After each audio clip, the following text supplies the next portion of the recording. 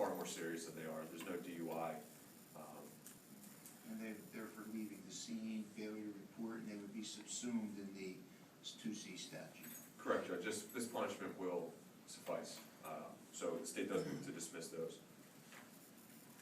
While Mr. Strazzeri would seem to not be at fault in this case, the state doesn't allege that he was at fault. It seems like it was an accident.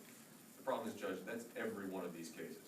The New Jersey legislature decided that this statute had to go in the homicide statute for a reason. There's a very important deterrence that is provided with this statute. It's basic human decency. When you're involved in an accident, you have to pull over. You have to see if the police are there to provide help. The defendant knew he was in an accident, Judge. It's clear he knew he was in an accident. He said his car spun around. He said he knew he'd struck something, and he had pieces of the wheelchair of this victim stuck in his car as he drove away.